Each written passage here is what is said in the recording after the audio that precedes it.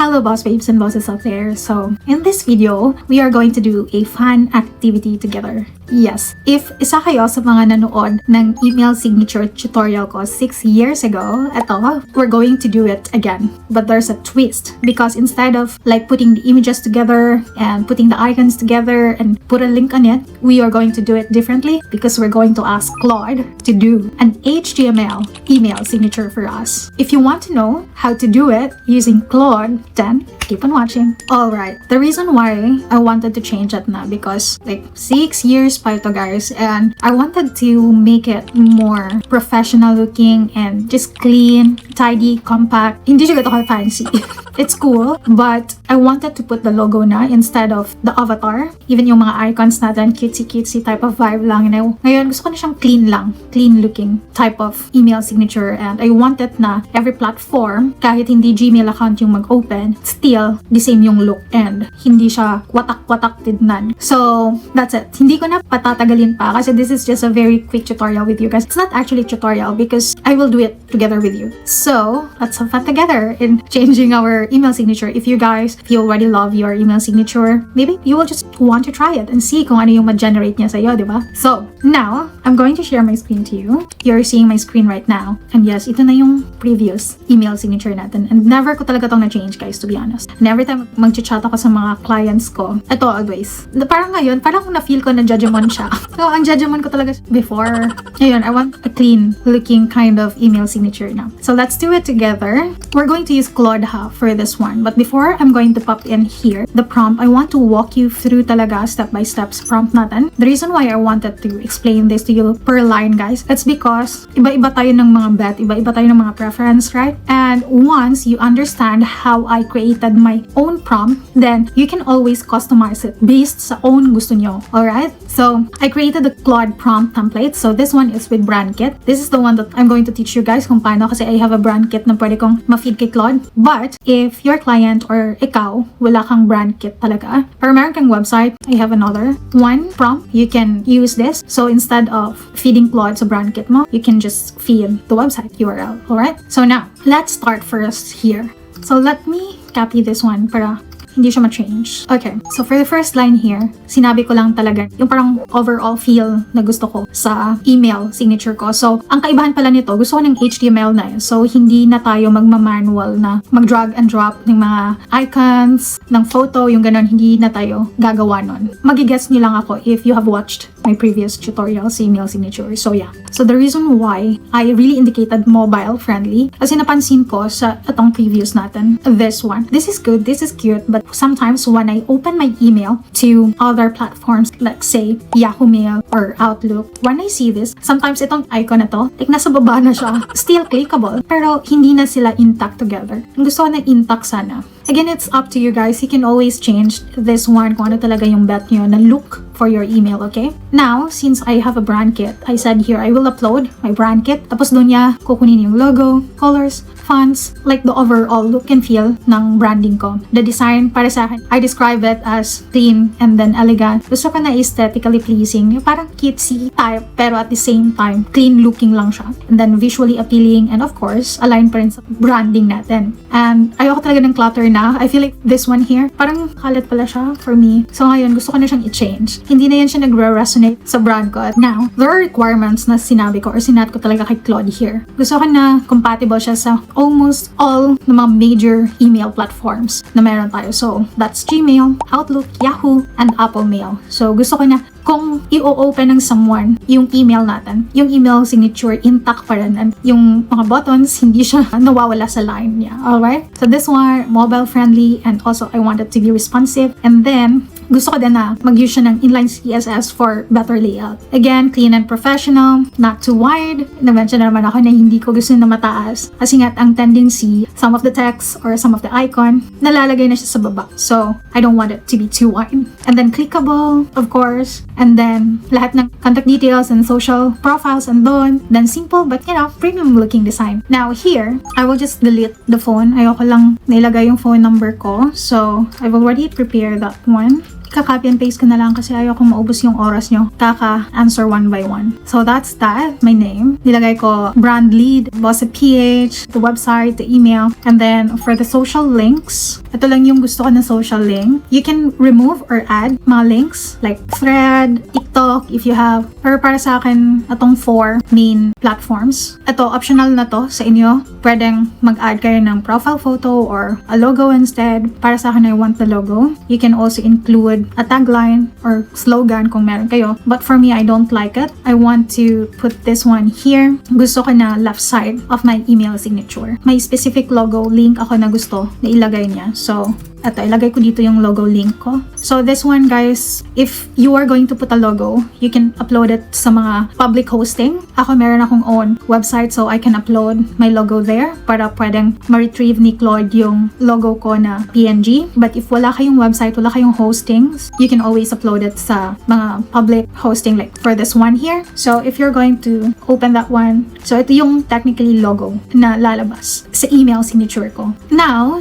ito lang, sinabi ko kay Claude na gusto ko ng final HTML signature code, tapos gusto ko ng instruction on how to install it. But don't worry because I'm going to give you a tutorial on how we can install it sa Gmail kasi Gmail yung gamit ko ngayon. And then, yung mga any limitations or meron ba siyang recommendations para mas mapaganda pa yung email signature na gawa niya. Again, keep the design elegant, readable, and practical for everyday use. So now I'm just going to like copy and paste this sa Claude natin. So this is my Claude platform. Andito lang tayo sa chat. Let's see. I'm gonna use Opus 4.7. It's up to you if you want to use Opus. Try it. If you want, you can also try Sonnet as well. But for me, I want to try Opus and then ano ko lang yung brand kit ko. Wait. So, yan yung brand kit natin. I-upload ko siya first para hindi ko siya malimutan and then just copy and paste the prompt. I'm actually excited to see kung ano yung ma-generate ni Opus, no? Now, so ito yung ano natin. Pakita ko nga to sa inyo.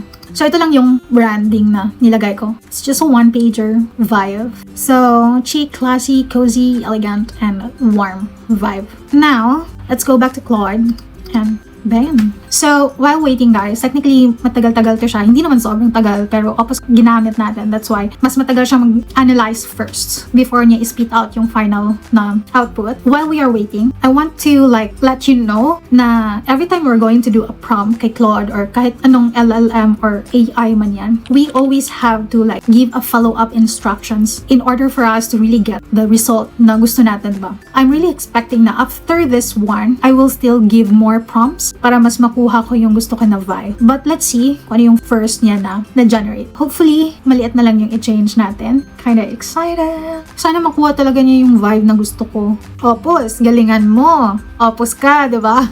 And by the way, you guys, please don't forget to share screenshot nyo kung ano yung na-generate nyo because we're going to put it in our spotlight sa next video natin. And I'm really quite excited kasi I'm going to teach the Claude skill sa next video. So, yeah. Okay, so as you can see here, broken siya, broken images. So I'm just going to copy and paste this one, guys. Let's go back here. And then, oh, cute! I love it. But gusto ko na ano to? Buttons. This one, buttons as well. What do you think, you guys? Okay, let's prompt it. Pwede na wala na lang din yung email for me. Yung website na lang. But let's see kung ano yung ma-generate niya. Kasi ayoko ng parang text lang nakalagay for the email and for the website. I'm thinking if I will just make this here like a text, not icons. Like, text lang siya ng LinkedIn, text lang ng Instagram, Facebook, YouTube. So, let's see. I don't want that. Let's see. You will only know. Oh, so this one is... Parang malaki na siya. I want it na hindi siya malaki. So, I will say, make button. Don't use icons. Kasi I want to see kung hindi siya icons. Alright, I think this is much better, I would say. Bet ko to, but not this. Bet ko to, but not this. Eto, hindi ko sila bet lang. I want to see this. And don't worry guys with the wrong spelling, it's just okay. Claude already knows kung ano yung ibig sabihin mo. Again guys, as you can see, I'm just always prompting again and again until I will get the right feel. Yung bet ko ba? Let's see if makuha talaga niya. Ito yung ayoko. Kasi ang nangyayari, nasa baba na siya, diba? Yan yung ayaw ko actually. What if I will put this one below? Here up to here. Okay, let's try to instruct Claude. Put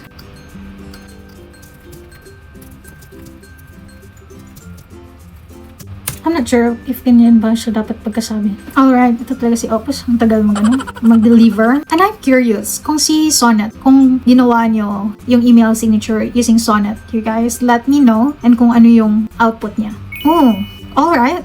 I think it's okay. Copy it like that. Tapos i-try nyo i-ano sa email niyo. I feel like okay siya. Pero ayoko ng horizontal. Remove.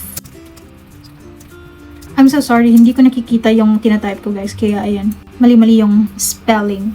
Alright, so this one here. Wala na siyang horizontal line. Let's see. Aww, I like this one much better. Can I change the color? No, not blue. I want it dark brown. Make.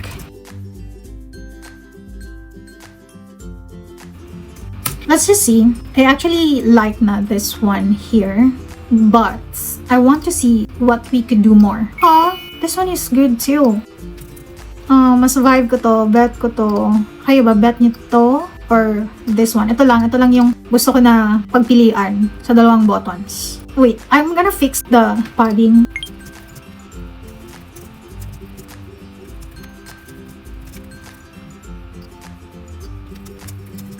So, by the way, this guys, if you're going to click this one, it's still clickable as well.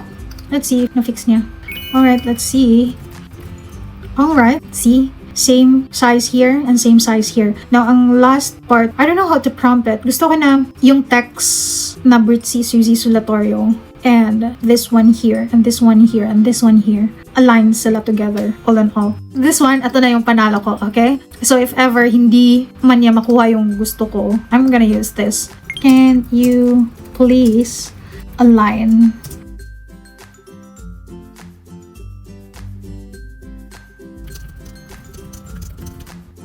I'm not sure if this is the right prompt, but let's see. This is the last one, guys. If hindi natin to ma-align, I'm still cool with this one here. Para maturuan ko kayo kung paano siya i-install. I'll make powerful lines on the right side the same way so they lined up neatly. Yep, hopefully you can. The social links will not sit inside. No way! No, I don't want you. I don't want you to put the social links inside the right column. No, super no. Put back the social links.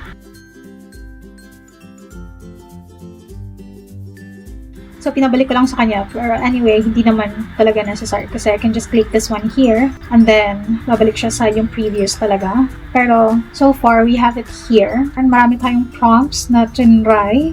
And ito yung first prompt, the second prompt, kasi gusto ko siya maging button. The third prompt, gusto ko siya na email and website yung nakalagay. The third prompt, pina-change ko siya na text ang mga icons. This one, the next prompt, gusto ko na ilagay siya sa ibaba instead dito kasi mataas siya. And then, this one, naglagay siya ng horizontal divider which I don't like it. Kaya pinatanggal ko na naman. Wala na pala ito. The same lang yun. So, natanggal na siya. Now, I'm trying to see if clear siya na box and then may outline lang.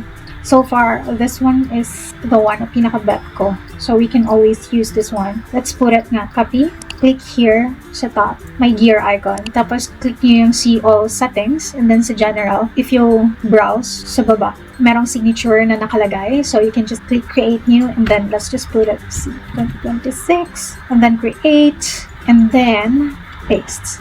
That's it. Super easy lang. And don't forget to change here. And then, don't forget to save. Compose. Yay! So, this is our new HTML email signature. Let's see nga. Ayun. So, ito sila mga nakalink to sila.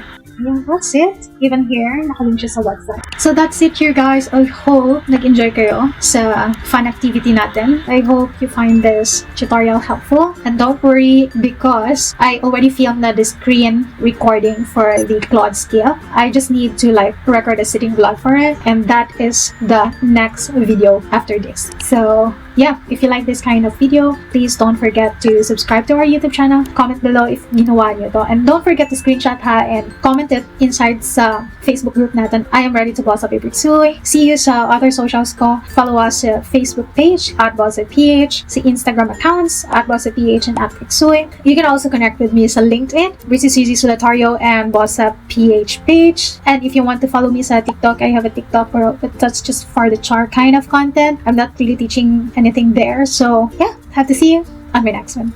Bye!